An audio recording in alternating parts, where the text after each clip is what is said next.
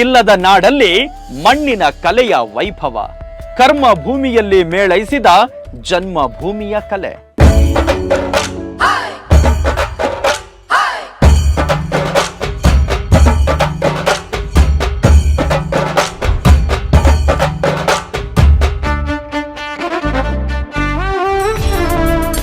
ಒಂದಕ್ಕಿಂತ ಒಂದು ವೇಷ ಅದ್ಭುತ. ಇವರು ದುಬೈನವರ ಅಥವಾ ಊರಿನವರ ಎಂದು ನೆರೆದಿದ್ದ ಪ್ರೇಕ್ಷಕರು ಮೂಗಿನ ಮೇಲೆ ಬೆರಳಿಟ್ಟು ಕಲೆಯನ್ನ ಆಸ್ವಾದಿಸಿದರು. ಪುಟ್ಟ ಪುಟ್ಟ ಮಕ್ಕಳ ವೇಷಕ್ಕೆ ಚಪ್ಪಾಳೆ, ಶಿಲ್ಲೆಯ ಸದ್ದು ಸಭಾಂಗಣದಲ್ಲಿ ತುಂಬಿತ್ತು. ದೇವಿ ಮಹಾತ್ಮೆ ಪ್ರಸಂಗವನ್ನ ಕಣ್ತುಂಬಿಕೊಂಡ ಪ್ರೇಕ್ಷಕ ಪ್ರಭು ಕಲೆಯನ್ನ ಆಸ್ವಾದಿಸಿ ತಲೆದೂಗಿ ದೇವಿಯ ದರ್ಶನವನ್ನ ಕಂಡು ತಲೆಬಾಗಿದ್ದ. ಒಟ್ಟಿನಲ್ಲಿ ಆ ಭಾನುವಾರ ಒಂದು ದಿವ್ಯ ಅನುಭೂತಿಯ ಅನುಭವ. ಒಂದು ಕಡೆ ಕಲೆಯ ದಿವ್ಯ ಅನುಭೂತಿ, ಮತ್ತೊಂದೆಡೆ ಹೃದಯದಲ್ಲಿ ಆರಾಧಿಸುವ ತಾಯಿ ಭ್ರಮರಾಂಬಿಕೆಯ ದರ್ಶನದ ಅನುಭೂತಿ.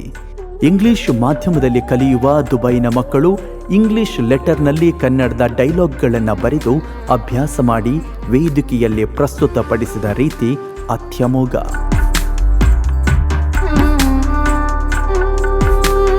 ಹೀಗಾಗಿ ಯಕ್ಷಗಾನ ಅಭ್ಯಾಸ ಕೇಂದ್ರ ದುಬೈ UAE ತನ್ನ 10ನೇ ವರ್ಷದ ಸಂಭ್ರಮಾಚರಣೆಯನ್ನ ಅರ್ಥಗರ್ಭಿತವಾಗಿ ಆಚರಿಸಿತ್ತು. ಉದ್ಯೋಗ ನಿಮಿತ್ತ ಜನ್ಮಭೂಮಿಯನ್ನ ಬಿಟ್ಟು ಕರ್ಮಭೂಮಿಗೆ ತೆರಳಿದ ತುಳುವರು ನಮ್ಮ ಮಣ್ಣಿನ ಕಲೆಯನ್ನ ಉಳಿಸಿ ಬೆಳೆಸುವಲ್ಲಿ ನಡೆಸಿರುವ ಶ್ರಮ ಸಾರ್ಥಕತೆಯನ್ನ ಪಡೆದುಕೊಂಡಿದೆ.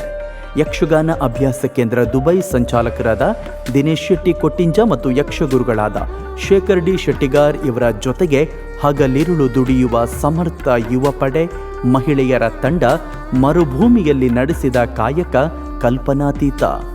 ಮರಳುಗಾಡಿನ ಮಾಯಾನಗರಿಯಲ್ಲಿ ತುಳುನಾಡಿನ ಜನರು ಕಟ್ಟಿ ಬೆಳೆಸಿದ ಯಕ್ಷಗಾನ ಅಭ್ಯಾಸ ಕೇಂದ್ರ 10 ವರ್ಷದ ಪಯಣದ ಜೊತೆಗೆ 10 ಹಲವು ಸಾಧನೆಗಳ ಮೈಲುಗಲ್ಲನ್ನ ನೆಟ್ಟಿದೆ. 2024ರಲ್ಲಿ ಭಾರತದ ಗೌರವಾನ್ವಿತ ಪ್ರಧಾನಮಂತ್ರಿ ಅಬುಧಾಬಿ UAE ಭೇಟಿಯ ಸಂದರ್ಭ ಹಲವು ರಾಜ್ಯದ ಕಲೆಗಳ ಪ್ರದರ್ಶನದ ನಡುವೆ ಕೇವಲ 6 ನಿಮಿಷಗಳ ಕಾಲ ಪ್ರಸ್ತುತಪಡಿಸಿದ ಯಕ್ಷಗಾನದ ಪ್ರದರ್ಶನಕ್ಕೆ ನೆರೆದಿದ್ದ 60,000 ಸಭಿಕರಿಂದ ದೊರೆತ ಚಪ್ಪಾಳೆಯ ಗೌರವ. ವಿದೇಶಿ ನೆಲದಲ್ಲಿ ತುಳುನಾಡಿನ ಕಲೆಗೆ ಸಂದ ಬಲು ದೊಡ್ಡ ಗೌರವ. 2017ರಲ್ಲಿ ಮಂಗಳೂರಿನ ಅಡ್ಯಾರ್ ಗಾರ್ಡನ್ನಲ್ಲಿ ಜರುಗಿದ ಪಟ್ಲ ಸಂಭ್ರಮದಲ್ಲಿ ದುಬೈನ ಬಾಲ ಕಲಾವಿದರ ಸಮಾಗಮದ ಮೋಹಿನಿ ಏಕಾದಶಿ ಪ್ರದರ್ಶನ ಮೊಟ್ಟ ಮೊದಲ ಬಾರಿಗೆ ವಿದೇಶಿ ತಂಡವೊಂದು ಯಕ್ಷಗಾನದ ತವರು ನಾಡಿನಲ್ಲಿ ಪ್ರದರ್ಶನ ಕೊಟ್ಟ ಹೆಗ್ಗಳಿಕೆಗೆ ಪಾತ್ರವಾಯಿತು.